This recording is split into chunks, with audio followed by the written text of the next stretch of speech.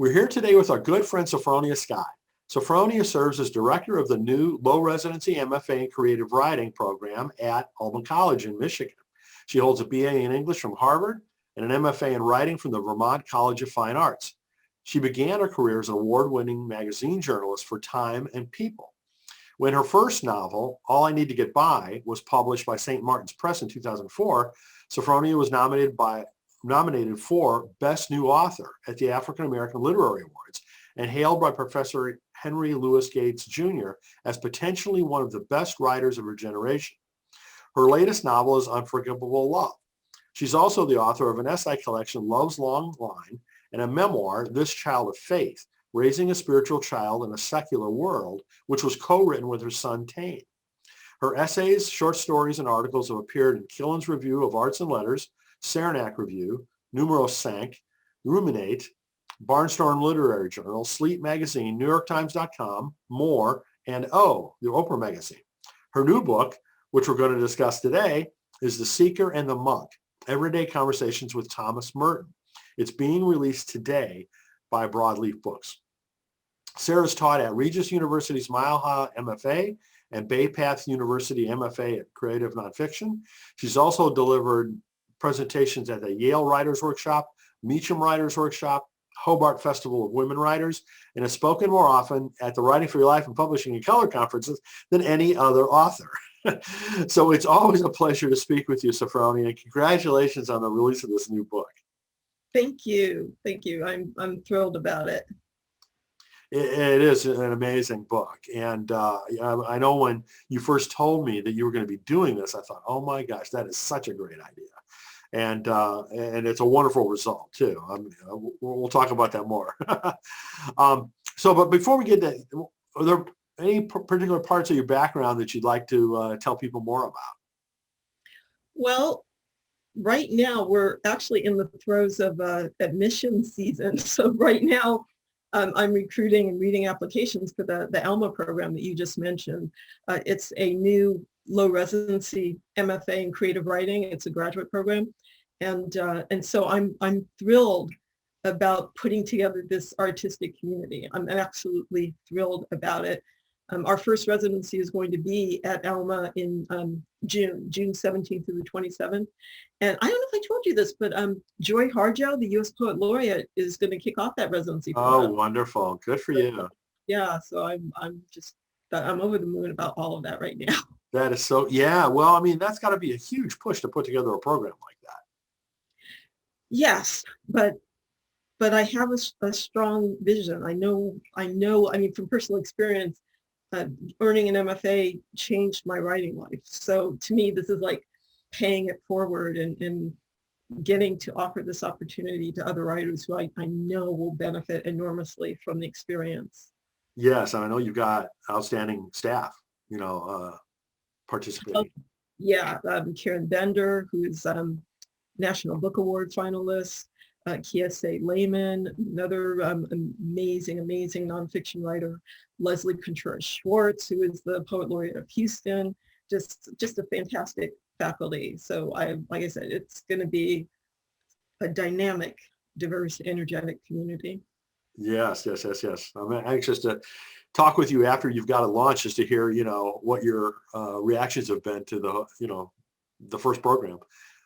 So you mentioned that, you're currently looking at applications, and the first, round is going to start in June. Mm-hmm. Is the second class going to start the following year, or how's that going to be paced? Oh, so it's a low residency program. So what happens is the students they only have to be in attendance for 2 residencies, one in the summer and one in the winter. So the term or semester, but we go by terms, the term begins with residency. So you come to residency for 10 days, and it's an intense experience of lectures, readings. You're going to be in workshop, critiquing the work of others and having your own work critiqued. While you're there, you get assigned to a faculty mentor, and you and that mentor will develop a study plan for what you're going to do for the rest of the term. You get together a reading list and a schedule of packets. So you have to submit a packet of writing once a month for 5 months once residency is over. You're going to be doing creative work, critical work, And the faculty mentor will be intensely critiquing and helping you develop as a writer throughout that process. Once the 5 months are over, it all starts again. You come back in the winter for your second term, your second residency, and it all begins again. At that residency, yes, so there will be a new cohort starting their first term. Okay. Okay, so, that's what I was, wondering, when the sequence of cohorts would, continue to roll out.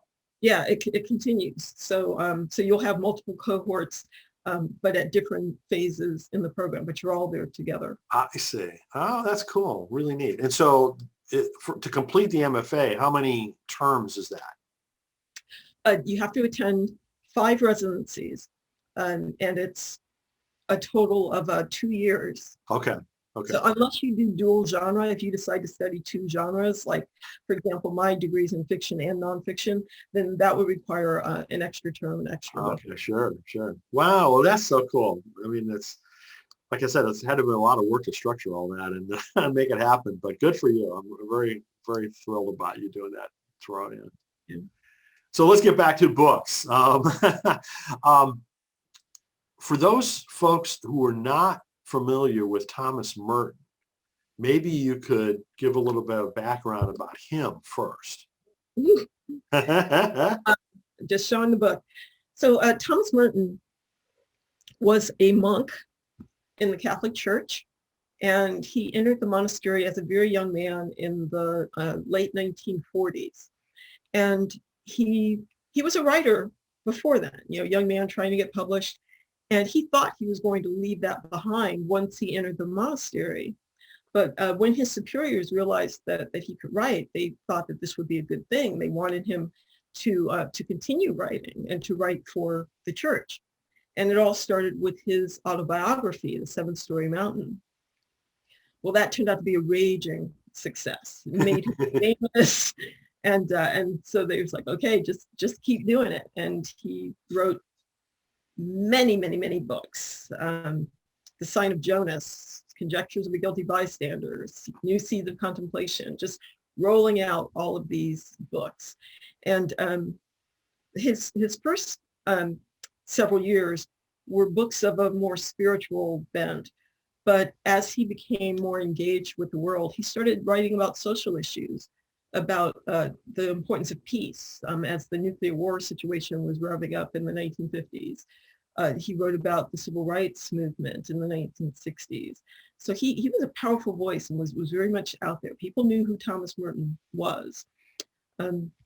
Unfortunately, he died rather young of an accidental electrocution. He was only 53 years old.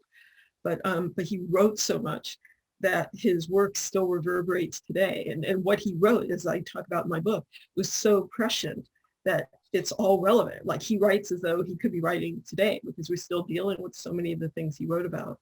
Yes, absolutely. And he was so gifted, and as you said, ahead of his time, in many regards. And thank goodness that you're kind of introducing a new generation, to him. So I think that's just like so outstanding. So tell folks the story about how this book came about. Well, I don't think you were at the session, but you were there. We were both at the Festival of Faith and Writing in 2018. Remember that? So I was there because a friend asked me to be on a panel that had been accepted there, and it was a panel about Thomas Merton. And she knew that I read Merton because I quote him in my social media, so she knew that. And so we were talking about Merton and writers, and so I went to the panel. And once we were on stage, and this was even before the panel started, I was just noticing that the other people on the stage with me were academics, and they were writers as well, but they were also academics. And I realized suddenly, it's like, oh wait, I'm not study Merton in the way that they did. And I suddenly felt like, okay, they might think I'm an imposter. I should just fess up right now. And I said that at the beginning of the session. I said, look, just so you know, I'm not an academic. I'm not a theologian. I'm just someone who, I kind of have this monk who follows me around. And he gives me advice. I read about him, I think about my life, and just, his words come to me. So just so you know, that's how I'm going to be talking about Merton today. But little did I know that that's what people in the audience seemed to really appreciate and wanted more of that, and wanted to understand that, and they seemed to make a personal connection to Merton on their own and wanted to know more about how to do that. So at one point, and people kept coming up to me throughout the rest of the festival, talking to me about it, and a woman finally said to me, "And you're writing your Merton book, aren't you?" Yes, I am. I am writing my Thomas Merton book.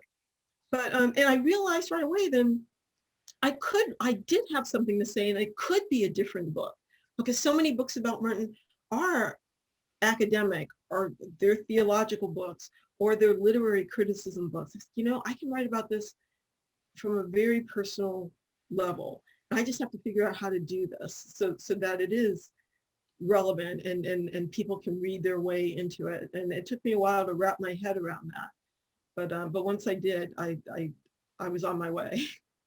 Well, it's a really interesting structure that you've chosen for this book. As the subtitle indicates, it's conversations, essentially, so to speak, between you and, obviously someone who's passed away many years ago.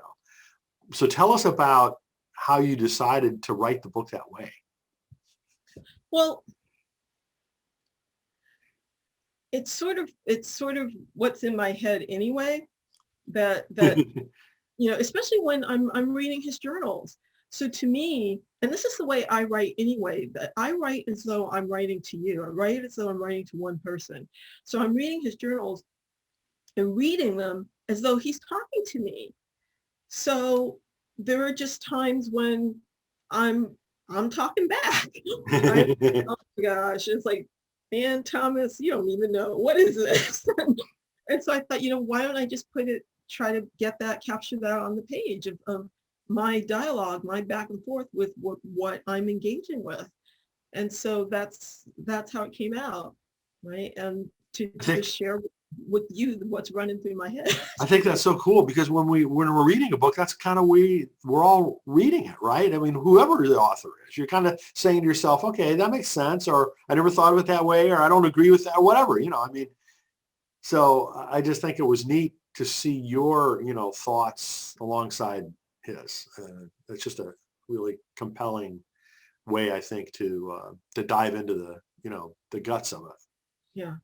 So also our mutual friend, Barbara Brown Taylor, wrote the foreword to the book, which is a wonderful and well-deserved thing. But how did that happen? Oh, goodness. My editor was thinking that it would be great to have a foreword in the book. And because I'm just guessing this because I don't know what my editor's thought process was, but she just felt that Barbara Brown Taylor, and I think she had some sort of communication recently with her, but she just somehow felt that our voices and our spiritual approaches somehow connected, and she felt like this would be the right voice. And she didn't know, like when she said that to me, it's like, I know Barbara.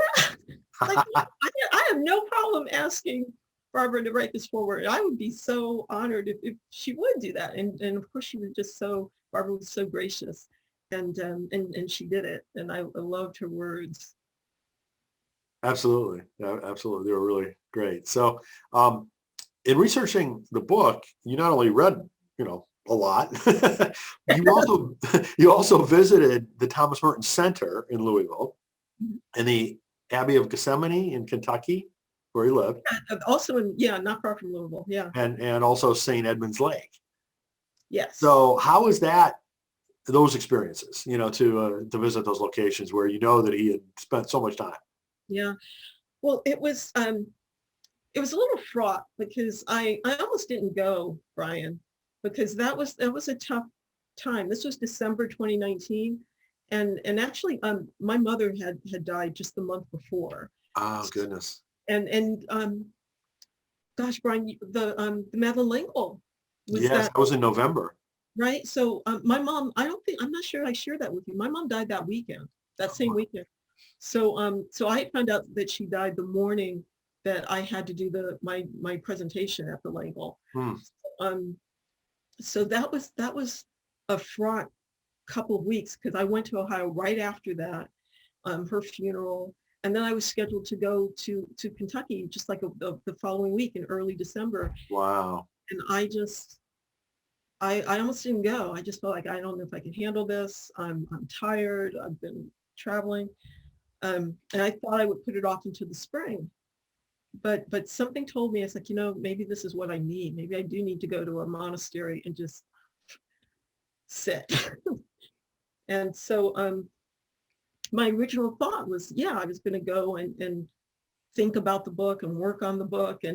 But honestly, Brian, I was exhausted. So I was Hmm. I was going to go there and just be in silent retreat. Hmm. And I was in my room, the first day or so, I was just in my room, and I was doing the cycle of prayers that the monks do. I was getting up at 3 in the morning to go to the earliest prayers. But something made me go out, and decide to be in a different experience. And I talk about this in the book. I almost feel like Merton somehow came to me and said, this is not what you came here for. You did not, come, come out to the woods, come see where I am. Yeah, that's why I thought it was so cool that you did that. And so yeah, and I thought I was just going to go on a little hike, and I went by that lake you were talking about. Yes. Lake, and I was so struck by the depth of the silence that Hmm. I heard when I was out there, that I was in this huge area of field and lake and trees, and yet it was silent. And it was so, if I do my morning walk with Sophfronia. If you go to my YouTube channel and you go to December 2019, you'll see I was so nuts about this silence that I tried to record it. I did a video and I was like, listen, do you hear this? Listen to this silence. But and I kept walking. I only thought I was going to go to that lake and go back, but I kept walking because I just felt this silence pulling me in. And I ended up going on this really long hike, and I ended up on this high knob overlooking the monastery, and I know it was a view that Merton had seen because he wrote about it, and to see, to take in where you live, actually, to take in your world in this way. And I was just so, It had to be a real spiritual moment. exactly, I was so moved. I was absolutely so moved. And same thing happened when I went to his gravesite, Hmm. and I was in tears, and I did not expect that. Hmm. I felt I really just was missing him. It's like, you should be here. I wish you were here. I wish you were here. We should be walking around here together. We should be talking. And then not long after that, I ended up meeting Brother Paul Queenan, who was the last monk there who knew Merton personally. Merton had been one of his kind of mentors, because Paul entered the monastery as a very young man, and I ended up getting to talk to him, and he invited me to Merton's Hermitage, which I did not think I would get to see, because it is off limits, to the general public. You don't just get to go walking out there. And there's a small group that meets out there. And the particular week that I was out there was, it's a very special time. Merton entered the monastery, I believe the date is December 10th. He entered the monastery on December 10th, but he also died on December 10th. Hmm. Yeah, so that week in December is, a lot of Merton fans it's just very kind of a sacred week. And Yeah. so there's a group that was going to be at the Hermitage that evening, and Paul invited me to join them. Oh, So cool. I got to go to the Hermitage, and to read out loud Merton words that are very important to me. So as you can see, the visit unfolded in a way that I totally did not expect. And I got to experience Merton's surroundings in a way that I did not expect. So, and I can only feel like I just felt like he had a hand in that because it all Well, so serendipitously. yeah. Well, as you said, thank goodness that you went then. Yeah, oh yeah, because the pandemic happened, I would not have been able to go. Yeah. Pandemic was And right after that. you were there to witness this group and that date, and that's just Yeah. amazing. And then after that was when I went to the Merton Center. So the Thomas Merton Center at Bellarmine University houses, archives all of his work, but there are also items like his clothing. His clothing is there. Photographs, like I saw photographs from his funeral.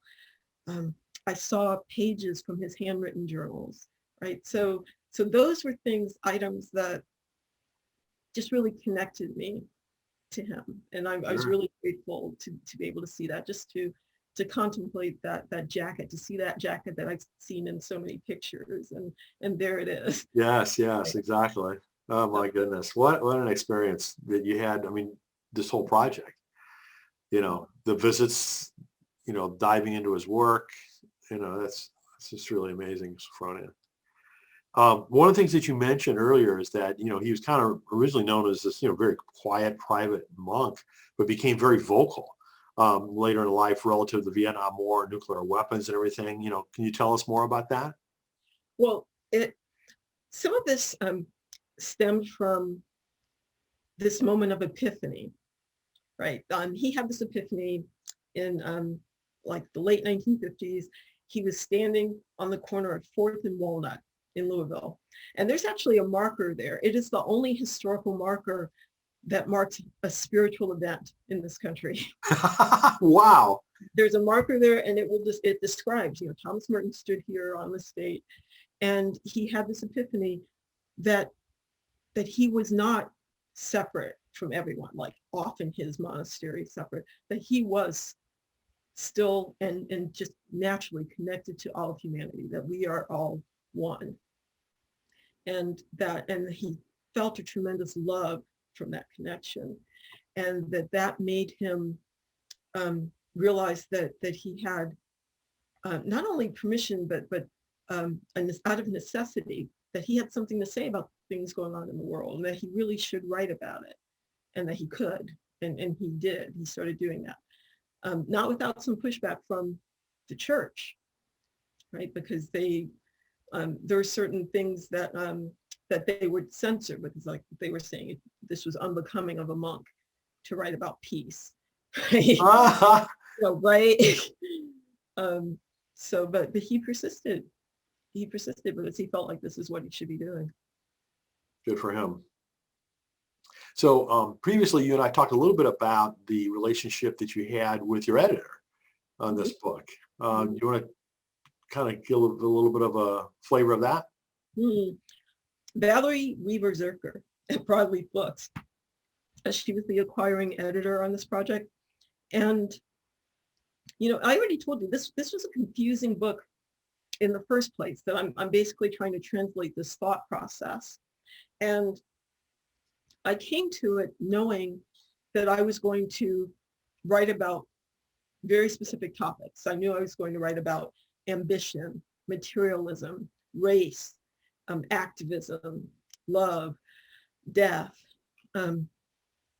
But I had no idea. And when I started sending her the draft chapters, I said, I have no idea what order these should go in.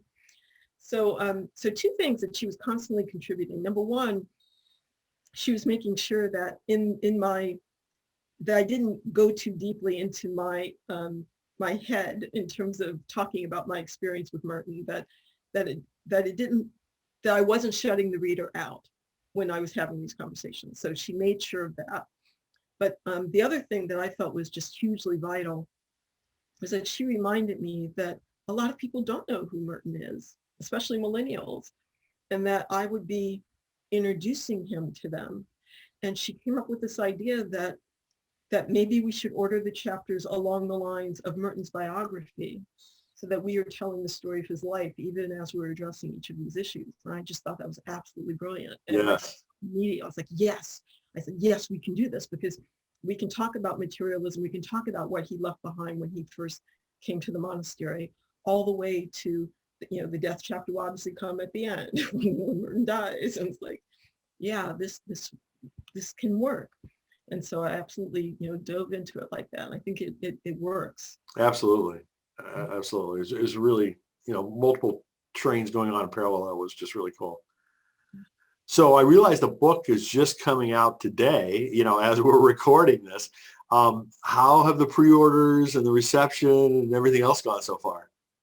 Well, I don't know exact numbers, but I'm guessing it's doing pretty well because the people who tell me on social media that they've bought the book, so far, most people don't say, oh, I bought the book. They say, I bought one for myself and I bought one for friends, or I bought Ah, copies. So that's excellent. cool. That if people keep doing that, keep buying books, yeah, we're gonna go places. Very cool. Very cool. I really think that the book will do incredibly well. So I hope that's the case. So finally, since I know you're a really busy person and you're very productive, are there any future projects that you're ready to talk about yet? Oh, I'm not sure I can talk too much about it yet because I'm still working on it, but I'm working on my next novel right now. Good, good. Another Well, I know you've been historical. so busy with Alma, the MFA program, that had to have, been the priority time-wise, as well as obviously launching this book. But But it all, I was writing The Seeker and the Monk even as I was in the process of interviewing for the Alma job and launching that program even as I'm editing and producing this book. So how should I say? Stuff gets done. yeah, yeah. It's done. Well, So you're really good at juggling multiple things at once. That's why I knew that, I could ask you that question, because I said there's got to be something, that's at least stewing, if nothing further than that. But yeah. well, Sophronia, congratulations on this new book. I'm so happy for you, both, in terms of the book, in terms of Alma, the program there, and, just wonderful to see your progress over the years that I've known you, and so happy about that. Thank you, Brian. And I just totally appreciate working with you and the connections that I've made from you, working with you. Well, thanks so much.